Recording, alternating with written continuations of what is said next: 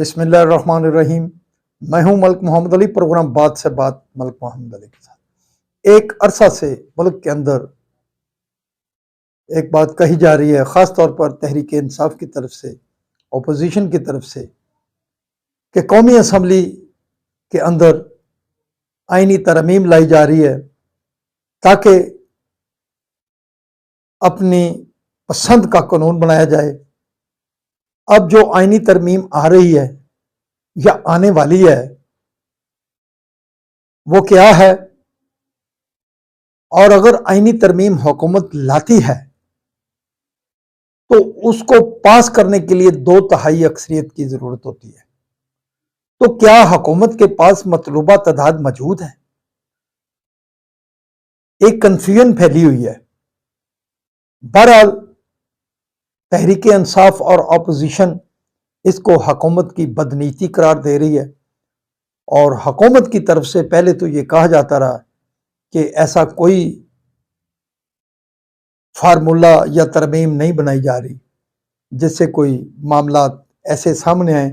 بہرحال اب یہ بات کلیئر ہوتی جا رہی ہے کہ آئینی ترمیم آ رہی ہے، اور یہ آئینی ترمیم کیا ہے آج کے اس پروگرام میں ہم آپ کو اس بارے میں بتائیں گے، اور یہ بھی بتائیں گے کہ آئینی ترمیم کے لیے مطلوبہ تعداد کتنی ہونی چاہیے ارکان پارلیمنٹ کی۔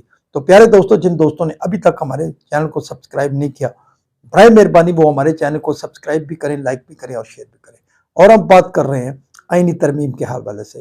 پہلے تو حکومت کی طرف سے بھی یہ بات آتی رہی کہ ایسی کوئی ترمیم نہیں آ رہی جس سے ایسی کوئی کنفیوژن پھیلے، لیکن پھر آہستہ آہستہ اب باتیں کھل کر سامنے آ رہی ہیں۔ تحریک انصاف شور مچا رہی ہے، بلکہ تحریک انصاف تو یہ شور مچاتی رہی کہ chief justice supreme court of Pakistan کو فائدہ پہنچانے کے لیے یہ ترمیم لائی جا رہی ہے، لیکن chief justice supreme court of Pakistan کی طرف سے بار بار یہ کہا جاتا رہا ہے کہ وہ اس قسم کی کوئی خواہش نہیں رکھتے۔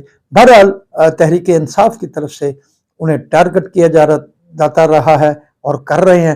اب آنے والا وقت فیصلہ کرے گا کیا اگر کوئی ایسی ترمیم آتی ہے تو chief justice supreme court of Pakistan قاضی فائز عیسیٰ کا رد عمل کیا ہوگا۔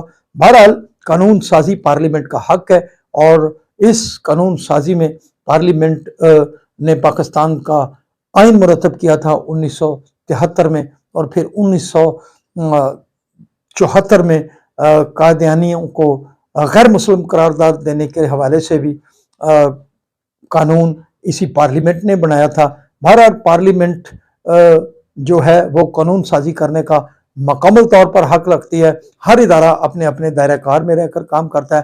بہرحال اب یہ واضح ہو جائے گا، اب کھل کر کئی چیزیں سامنے آ رہی ہیں۔ اب ہم آپ کو بتاتے ہیں کہ یہ آئینی ترمیم کیا ہے۔ اب آئینی ترمیم کے جو ذرائع کے مطابق خد و خال سامنے آ رہے ہیں، اس کے مطابق آئین میں جو ترمیم کی جا رہی ہے اس میں chief justice supreme court of Pakistan کے ریٹائرمنٹ کی جو عمر تھی وہ 65 سال تھی، لیکن اب یہ اس بات سامنے آ رہی ہے کہ اس ترمیم میں اگر یہ ترمیم آتی ہے تو اس میں ریٹائرمنٹ کی جو عمر ہے وہ 68 سال کر دی جائے گی، اور اسی طرح جو ہائی کورٹس کے چیف جسٹس صاحبان تھے ان کی ریٹائرمنٹ کی جو مدت تھی وہ 62 سال تھی، وہ اب 65 سال کر دی جائے گی۔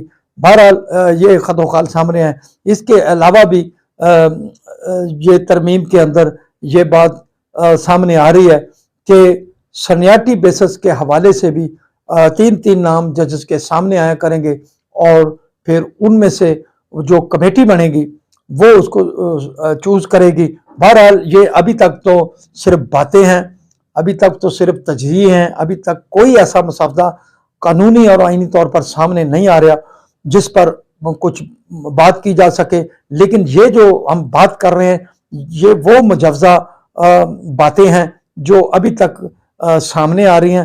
حتمی فیصلہ تو اس وقت ہوگا جب حکومت کوئی ایسی ترمیم ایوان کے اندر پیش کرے گی، تو پھر بات سامنے آئے گی کہ جو باتیں کی جا رہی ہیں آیا ان میں کیا صداقت ہے۔ اس کے ساتھ ساتھ جو قومی اسمبلی کے اندر حکومت کو 2/3 اکثریت کے لیے 224 ارکان کی مدد حاصل ہونی چاہیے، لیکن اس وقت حکومت کے پاس 11 ارکان ہیں، جن میں سے مسلم لیگ نون کے پاس 110 ہیں، پیپلز پارٹی کے پاس 68 ارکان اسمبلی ہیں، ایم کیو ایم کے 22 ہیں، اور اسی طرح 4 استحکام پاکستان پارٹی کے اور 4 ووٹ جو مسلم لیگ جو کاف ہے اس کے ہیں۔ اس کے علاوہ اب دیگر جماعتوں کی حمایت بھی چاہیے۔ بہرحال حکومت کی طرف سے دعویٰ کیا جا رہا ہے کہ ان کے پاس عددی قوت مکمل ہو چکی ہے، اور دوسری طرف جو سینٹ کا ایوان ہے اس میں بھی حکومت کے پاس 4 یا 5 ارکان کم ہیں۔ اس کے حوالے سے بھی حکومت پر امید ہے، اور توقع کی جا رہی ہے کہ مولانا فضل الرحمان کو اس بارے میں راضی کیا جائے گا، جو قومی اسمبلی میں بھی ان کا ساتھ دیں اور سینٹ کے اندر بھی ساتھ دیں۔ اب گیم جو ہے فضل الرحمان کے پاس بہت ہی اہم ہو چکی ہے، فضل الرحمان کی جو گیم ہے۔ اب اگر فضل الرحمان قومی اسمبلی میں ووٹ نہیں دیتے یا سینٹ میں ووٹ نہیں دیتے تو پھر ہم سمجھتے ہیں کہ حکومت کے پاس دونوں ایوانوں میں 2/3 اکثریت نہیں ہوگی، اور پھر حکومت اپنے اس مقصد میں کامیاب نہیں ہوگی۔ اور دوسری طرف جو تحریک انصاف ہے اس کا دعویٰ ہے، کہا جا رہا ہے کہ ان کے ارکان پر دباؤ ڈالا جا رہا ہے۔ اب یہ فیصلہ ہو جائے گا۔ اب توقع کی جا رہی ہے کہ اتوار کو پارلیمنٹ کا مشترکہ اجلاس بلایا جائے گا، جس کے اندر یہ ترامیم پیش ہونے کا واضح امکان ہے۔ سلام پاکستان، سلام اوورسیز، اللہ حافظ۔